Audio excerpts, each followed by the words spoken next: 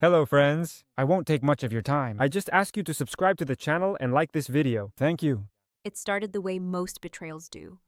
Not with a knife to the back, but with a smile to the face, a toast in the air, and a sparkle in the eyes of someone who was supposed to love you.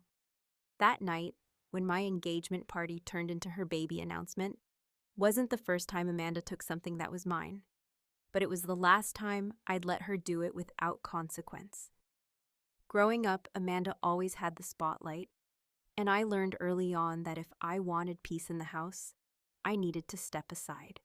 She was the firstborn, the one with the loud laugh and the loud opinions and the loud everything else, while I was the second draft, calmer, quieter, easier to overlook. When I won my 8th grade science fair, Amanda announced her acceptance into a statewide youth leadership program. When I got my first job in high school, Amanda casually told my parents she was moving out for college, even though it was still months away. When I graduated with honors, Amanda broke down at dinner about not knowing what to do with her life and how lost she felt. And suddenly, my graduation wasn't about me anymore. My accomplishments became side notes to her performances, and I played along like a well-trained understudy in the theater of her life. But Mark changed something. He saw me, not as Amanda's sister or as the quiet one, but as me. He laughed at my jokes, listened when I vented about my job, and made me feel like I wasn't invisible. We met through mutual friends at a game night, and I still remember how he leaned in during our first conversation, asking follow-up questions like my words actually mattered. When he proposed on a rainy Sunday morning in our tiny apartment, with takeout containers on the floor and his hair still messy from sleep, it felt like the beginning of a new chapter, one where I finally got to have my moment. I should have known better. We planned a simple engagement party, nothing extravagant. Just close friends, family, a little music, good food, and the kind of warm, unpretentious energy that makes you think maybe life really is about the little things. People were laughing, hugging, clinking glasses. I was standing next to Mark, my hand still warm from holding his, when Amanda stood up and tapped her wine glass with the edge of a butter knife. The room quieted, the way it always does when someone taps glass in a room full of polite people. Everyone turned to her, assuming she was going to toast us, maybe make a joke about marriage, or how Mark was about to become one of the family. For a brief second, even I smiled, foolishly. Instead, she placed her free hand on her stomach, tilted her head in that way she does when she wants to look innocent and brave all at once, and said, "I just want to share that I'm pregnant. We're expecting a baby in a few months, and I'm really happy." There was a beat of silence, a single second where I thought, maybe, just maybe, she'll turn it around. Say something about life beginning in many forms, maybe toast to love in all its shapes. But then the applause started. People clapped. They stood and walked over. Our engagement party turned into her baby shower within minutes, and I stood there with a frozen smile while my champagne lost its bubbles. Amanda hugged people like it was her party, accepted congratulations like she was the guest of honor, and didn't look at me once until she did. She came over with a plate of fruit like nothing had happened and said, "You'll understand when you have something worth celebrating." And that was it. That was the moment. Because she didn't just steal my thunder. She pissed on my spark and told me it wasn't fire. Let me ask you something. Have you ever been so angry, so quietly furious, that your body goes cold instead of hot? That's what I felt in that moment. Not rage, not sadness, just a deep, iced-over resolve. It wasn't just the announcement. It was the statement. That final twist of the knife. That smirk like she knew she could always get away with it. And maybe she had, until then. I stood there still smiling while Mark gave me a look that said, "What the hell just happened?" I touched his arm gently, told him not to make a scene, and kissed him on the cheek. But in my head, the gears were already turning. She thought this was her win, that she could keep hijacking my life, and I'd just keep handing it over. She didn't know it yet, but the countdown had already started. She gave me a moment I'd never forget. I was about to give her one too, and I was going to make damn sure she never stole the show again. By the time the last guest left our engagement party, I had run out of both fake smiles and the energy to pretend that everything Amanda didn't land like a slap across the face. And although I managed to make it through the final toast without so much as blinking wrong, the moment the front door shut behind my cousin Leah, I kicked off my shoes, poured myself a glass of leftover wine, and sat down on the edge of the living room couch like I'd just finished a performance I never signed up for. Mark came out of the kitchen with his sleeves rolled up and his jaw set the way it always was when something had rubbed him raw. And the moment our eyes met, the dam I'd held back all night cracked. Not with tears, but with that familiar ache of embarrassment and shame and fury that had followed me like a second shadow my entire life. He didn't have to say anything. The disgust on his face said enough. But he did speak, and his words, measured, calm, and cutting, landed harder than any scream. "Why the hell do you let her get away with this kind of crap?" he asked, not accusing me, not blaming, but genuinely baffled. Like he couldn't believe what he had just witnessed.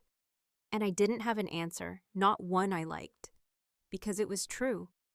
I'd let her rewrite my story too many times. Every milestone, every moment that should have been mine had somehow become another chapter in Amanda's unending saga of one-upmanship and dramatics. It wasn't just this night, it was a pattern, a blueprint she'd followed since we were kids. And I just played my role like a well-behaved extra in the movie of her life. But the difference now, the thing she hadn't counted on, was that I wasn't that girl anymore. I wasn't the high school senior crying in the bathroom after Amanda kissed the guy I'd had a crush on for 2 years. I wasn't the college freshman who gave up inviting friends home for Thanksgiving because Amanda would make backhanded comments until I wanted to disappear. I was engaged. I was building a life with someone who saw me, who loved me without needing me to shrink. Mark sat beside me and said, in that same calm, terrifying tone, "You know she's going to do the same thing at the wedding, right? She'll make sure all eyes are on her. You're not dealing with someone who wants to celebrate you. She wants to control the narrative." And in that moment, something inside me shifted. I wasn't just angry. I was awake. Wide awake in a way I hadn't been in years. The next morning, before we even had breakfast, I opened my laptop, pulled up the wedding planning spreadsheet, and stared at the calendar. Our original wedding date was 5 months away, carefully selected to give us time to plan, save, and breathe. Amanda was due a week later, something she'd dropped in casual conversation a month prior, probably already planning how to merge her baby shower with our rehearsal dinner. I stared at the screen for a long time, Mark watching me, before I turned to him and asked, "What if we moved the date?" He didn't ask questions, didn't play devil's advocate. He just smiled, slow and wicked, like he'd been waiting for me to say those words. We picked a new date, 1 week before her due date. Same venue, same vendors. Invitations would be resent. And if she wanted to show up 9 months pregnant, waddling down the aisle during our vows, she was welcome to try. The brilliance of the plan wasn't just in the timing, it was in the message. It said loudly and clearly, "You don't get to own every room you walk into. You don't get to hijack every moment and act like it's a coincidence. You don't get to spit in my face and then pout when I finally push back." I sent the new invitations out that afternoon. The email was polite, breezy, filled with language about intimate timelines and realigning our priorities. And I included a note that we'd be thrilled to see everyone a little earlier than expected. I sent it to Amanda too, right along with everyone else. It took exactly 11 minutes for my phone to start vibrating with her name. I didn't pick up right away. I let it ring, then I let it ring again. And finally, on the third call, I answered with the same voice I'd used 100 times in childhood to ask her if I could borrow her sweater or if she wanted the last cookie. But this time, I wasn't asking for anything. She didn't even say hello. She was already screaming, her voice cracking through the speaker like it was laced with electricity. "What the hell is this? Are you seriously trying to upstage me now? You think this is funny? You're moving your wedding to ruin my pregnancy?" I held the phone away from my ear for a moment, then brought it back and said, as evenly as possible, "I thought you said I didn't have anything worth celebrating." There was silence, not the good kind, the dangerous kind. the kind that precedes a storm you've known was coming, but never really believed would land at your front door. She sputtered something about selfish and family and what about mom and dad? But I didn't let it land. I told her this wasn't about her. It never was. And then I hung up. And for the first time in my life, I felt what it was like to win a round. But I also knew Amanda wasn't done, not even close. She didn't lose gracefully. She'd never been taught how. And deep down, I think that's what scared me the most. Not what she'd do next, but what I might have to do to stay one step ahead of her. The sound of her voice over the phone that night wasn't just angry. It was shrill, fractured, and filled with that unmistakable flavor of desperation only people who have never heard no in a meaningful way can produce. The kind that makes you wonder whether they're actually upset or simply stunned that the rules of the universe didn't rearrange themselves to accommodate their feelings. Amanda had always spoken as if reality bent to her volume, as if declaring something with enough intensity could make it true. And as she launched into a tirade that ranged from outright threats to the kind of dramatic accusations you'd expect from a soap opera villain, I sat on the couch, tucked my legs beneath me, and listened without blinking, letting her words rush over me like cold water, unpleasant, sharp, but incapable of drowning me now. "You have no idea what you've done," she hissed. And though she tried to keep the edge in her voice, I could hear it faltering, the way a singer misses the note when they realize the audience isn't on their side. "You're going to split this family in half. You're going to ruin everything." For a second, I almost laughed. Not because it was funny, but because the irony was so thick it practically choked the air out of the room. Ruin everything? As if she hadn't already reduced my engagement party to a background set for her own personal soapbox. As if her entire life hadn't been one long exercise in overshadowing, steamrolling, and reshaping moments that didn't belong to her. And now, faced with the first real consequence of her lifelong behavior, she was unraveling, not because she was in pain, but because the control she clung to like a security blanket had finally been snatched away. I didn't argue, I didn't shout, I didn't defend myself, because somewhere between the invitation email and this call, I'd crossed a threshold I didn't know existed. The place where dignity isn't something you demand from others, but something you reclaim for yourself. I took a slow sip of tea, let her words dry up like old paint, and when she paused for air, I leaned into the silence, then said, "I'm sorry you feel that way, Amanda. But this wedding is happening, and we'd love to have you there, if you're able." It was the word able that broke her. I could feel it through the phone, the way her breath caught, the way her composure cracked just a hair, and in that brief fleeting moment, I knew she realized what I'd done. I hadn't just matched her play. I'd flipped the board and changed the rules. For the first time, Amanda wasn't the one dictating the tone or the timing. She was reacting. And Amanda never reacted well. She hung up without another word. The following day, the ripple effect began almost immediately. My mother called first, her voice soft and already lined with that nervous tension that told me she was trying to mediate without ever actually picking a side. She asked if I could just consider moving it back, to avoid stress for Amanda, especially given her condition. I asked if Amanda had considered my stress when she hijacked the engagement party, or when she leaned in and whispered that I'd understand joy when I had something worth celebrating.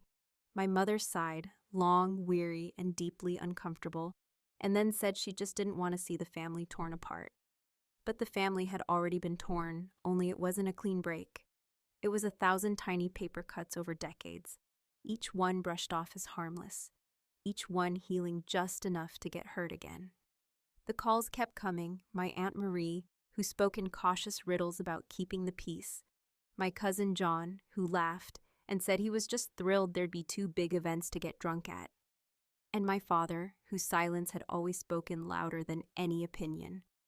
When he finally did call, 2 days later, he said what he always said when Amanda was involved, that I was making too big a deal out of things, that family meant compromise, and that I should remember how delicate Amanda was. Especially now. Delicate. That word hit me like a slap, because if Amanda was delicate, then what was I? A stone? A punching bag? A doormat? It had never occurred to anyone in my family that maybe I had feelings too, that maybe my silence wasn't a sign of strength, but exhaustion. For years, I had swallowed my pride, my pain, my moments. And now, the moment I dared to say, no more, I was suddenly the villain in a story Amanda had been writing since we were children. Mark, bless him, never flinched. He stood by me like a lighthouse in a storm, steady, calm, quietly defiant. You don't owe them a performance, he told me one night as we sat on the balcony, watching the city lights flicker. You owe yourself the truth. And the truth was I wasn't trying to ruin Amanda's moment. I was just finally refusing to let her ruin mine. The closer we got to the new wedding date, the more Amanda's messages changed from rage to martyrdom. She posted vague status updates on social media about being hurt by the people you thought loved you and having to be the bigger person even when your heart is breaking.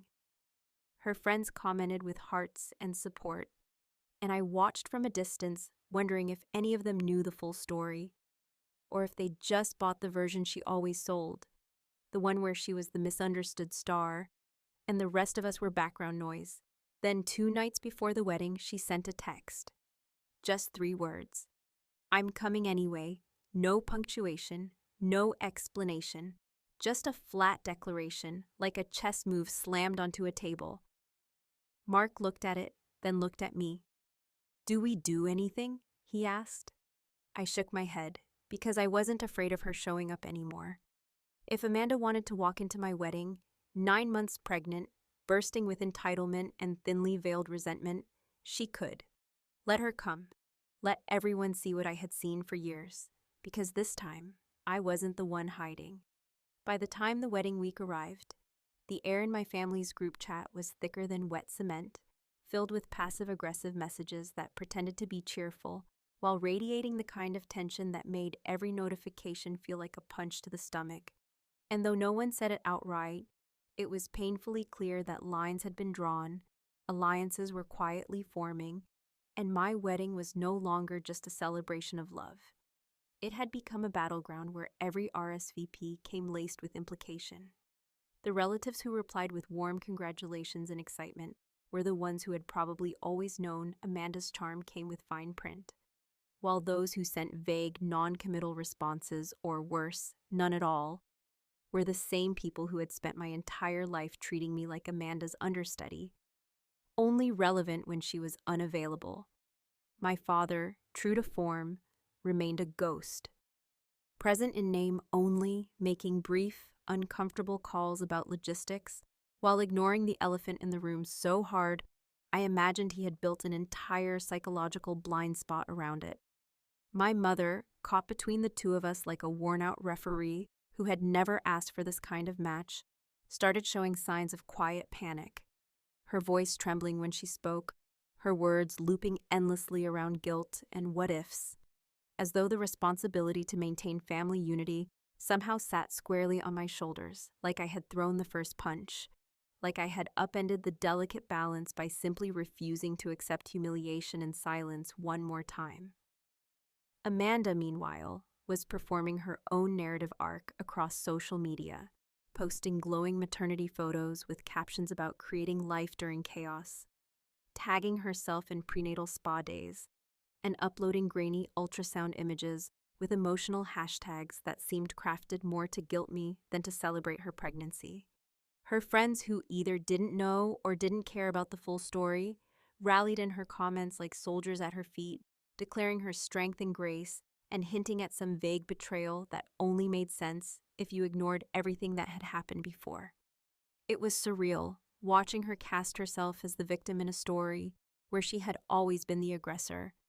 But what hit me hardest was realizing how many people were eager to believe it, how many people preferred a pretty lie over an ugly truth, especially when that truth came from the quiet sister they'd never bothered to really know. Mark, bless his steady heart, stayed completely unshaken by the chaos, anchoring me with late-night pep talks, quiet jokes about eloping to a desert, and his unwavering belief that we were doing the right thing, not just for us, but for every version of me that had been silenced by guilt, fear, and years of bending to keep the peace. His parents, unlike mine, were all in, sending supportive messages, offering help with setup, even flying in early to make sure we had what we needed. His mother, a kind woman with a razor-sharp sense of emotional justice, hugged me when she arrived and said, "Families are like casseroles. Some ingredients don't belong, but you've got to bake it anyway." And while it made me laugh, it also reminded me how much warmth could exist in people who chose love without conditions.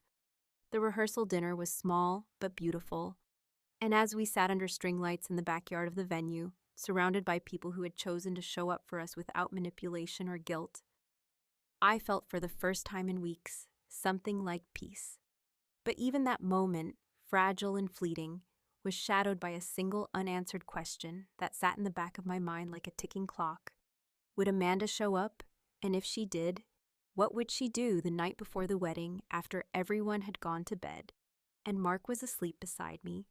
I sat alone in the living room, staring at my phone, rereading Amanda's last message over and over. "I'm coming anyway." It wasn't a threat in the traditional sense. It was colder, more surgical, like she wasn't planning chaos but calculation. And in that still, heavy silence, I realized that this had never really been about the date, or the invitations, or even the wedding itself. This was about control. Amanda had lost it, and people like her didn't let go easily. Just after midnight, I got a message from one of our cousins, Hannah, a screenshot of Amanda's newest post. It was a picture of her in a hospital gown, holding her belly, with the caption, "Sometimes stress can speed things up. Wish me luck." No location tag, no details, just a loaded caption designed to twist the narrative once again, to paint me as the storm, and herself as the innocent victim caught in the downpour. I didn't reply. I didn't need to, because the truth was, I didn't care if she was bluffing or if she was actually in labor. If she showed up at the wedding in a wheelchair, flanked by people ready to call me heartless, I would still walk down that aisle. If she gave birth the next day, I would still say my vows with joy. This wasn't about Amanda anymore. It was about me reclaiming a space that had always been occupied by someone else's voice, someone else's drama, someone else's need to be seen at any cost. Let her come. Let her scream. Let her cry. Let her sob into her hospital gown, or stand at the back of the room in silent protest, because I had finally chosen myself. And for the first time in my life, I wasn't going to apologize for it. The morning of the wedding began not with sunlight or soft music or the gentle unfolding of a long-anticipated day, but with an urgent knock on my hotel room door and the unmistakable rustle of whispered chaos just beyond it, the kind of noise that doesn't come with joy or celebration, but with the quiet, creeping knowledge that something you hoped wouldn't happen just might have come to pass. I opened the door to find Leah, my cousin, who had always been too blunt for her own good, standing in the hallway, her face pale, her phone still glowing in her hand. And before I could ask what was wrong, she stepped inside and said, without ceremony, "She's on her way, and she's having contractions."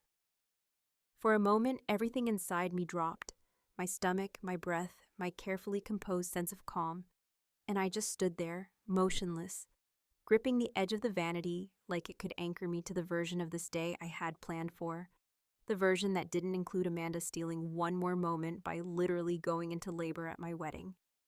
I took the phone from Leah, saw the group chat lit up with messages and photos and frantic commentary, all orbiting around Amanda.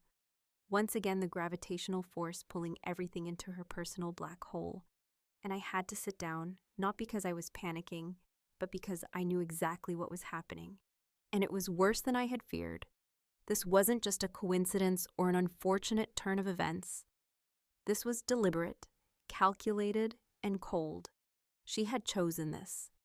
Whether or not her labor was real or induced, or simply dramatized into something urgent enough to justify showing up like a saint at a crucifixion, Amanda had made her move. And the most staggering part wasn't the audacity. It was how familiar it felt, how closely this mirrored every other time in our lives when she had sensed I was about to step into the light and decided she needed to steal it.